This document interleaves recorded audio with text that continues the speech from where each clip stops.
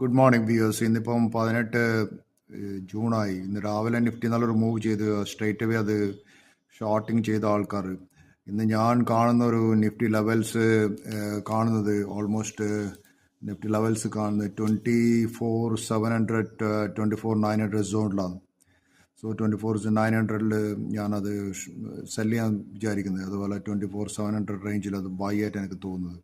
Anyway this എൻ്റെ ഒരു personal view ആണ്. It may go wrong also, mainly because of ഇറാൻ്റെ ഒരു പ്രോബ്ലം.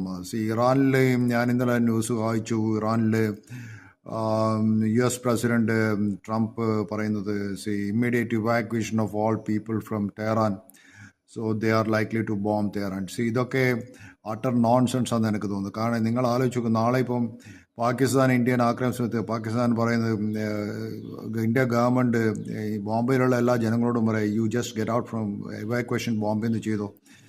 ഈ ഇത്ര അധികം ആൾക്കാരെ എവിടെയാണ് ഇവർ റീലൊക്കേറ്റ് ചെയ്യാൻ പോകുന്നത്? ടെഹ്റാൻ എന്ന് പറഞ്ഞൊരു city is as big as Bombay. എത്ര ലക്ഷക്കണക്കിന് ആൾക്കാർ താമസിക്കുന്ന ഒരു സ്ഥലമാണ്. ഒരു ഓവർനൈറ്റ് അത്ര ആൾക്കാർ ഒരു ഫാമിലിനും കുട്ടികളെയും ബിസിനസ്സും എല്ലാം ഷിഫ്റ്റ് ചെയ്യാന്ന് വെച്ചാൽ അത് എന്ത് നോൺസെൻസാണ് പറയുന്നത് എനിക്ക് മനസ്സിലാവുന്നില്ല. That is one thing.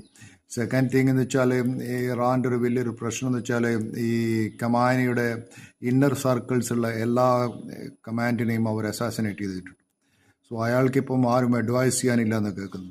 കാരണം അവരെ ഇസ്രായേലിൻ്റെ സ്പൈസ് ഇറാൻ തന്നെ ഇഷ്ടം പോലെ ഉണ്ട്. സോ ബേസിക്കലി ഞാൻ ഇറാനിൽ കണ്ടത് വിസിറ്റേഴ്സ് എനിക്ക് മനസ്സിലാക്കാൻ പറ്റിയ കാര്യം വെച്ചാൽ ഇറാനിലെ mostly the people they don't like this Khamenei. ഇപ്പോൾ ഉള്ള ഈ മുല്ല റൂളിങ്ങിന് അവർ എഗെയിൻസ്റ്റാണ്. പക്ഷേ the thing is that when it comes to an invader to the country, അവർ നാഷണൽ പ്രൈഡാണ് അവിടെ ഇമ്പോർട്ടൻറ്റ്. സോ ആ സമയത്ത് ഏത് ഇറാനിലെ ജനങ്ങളും അതിന് ഓപ്പോസിറ്റ് ആണ്. പക്ഷേ ഇന്ത്യയെ തന്നെ നമുക്ക് കണ്ടില്ല. ഇന്ത്യയിൽ ഇപ്പോൾ ഓപ്പോസിഷൻ ആണെങ്കിലും when it comes a war all people unite for the country. Same thing happens in Iran also. And second thing is that ഈ ഇറാൻ്റെ ഈ കമാനിയുടെ ഒരു വലിയൊരു ക്ലോസ് സൈഡായിരുന്നു ഹെസബുള്ള ചീഫ് ഹസൻ നസ്രള്ള. അയാളെ കൊന്നു കഴിഞ്ഞു.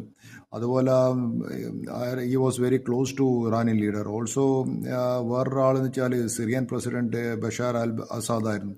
അവരെയും അവിടെയുള്ള റബൽസ് ത്രോൺ ഔട്ട് ചെയ്തു. അപ്പോൾ ഇറാനിലെ ജനങ്ങളൊക്കെ ഈ എംബാർഗോ, ഓയിൽ എംബാർഗോന് സഫർ ചെയ്യുന്നതാണ്. അതുകൊണ്ട് ട്രംപ് പറയുന്നത് you sign and nuclear non proliferation treaty sign ചെയ്യൂ, നിങ്ങൾക്ക് എംബാർഗോ ഞങ്ങൾ ക്യാൻസൽ ചെയ്യാമെന്നല്ലേ അതാണ് പറയുന്നത്. So at the same time it is difficult. Iran ഒരിക്കലും വിശ്വസിക്കാൻ പറ്റില്ല. അവരെവിടെയാണ് ന്യൂക്ലിയർ എൻട്രി ചെയ്യുന്നത്, അവരുടെ മലേൻ്റെ അടിയിൽ എവിടെയാണെന്ന് പറയാൻ വിശ്വസിക്കില്ല. Anyway this is my personal view. Thank you very much for viewing my channel.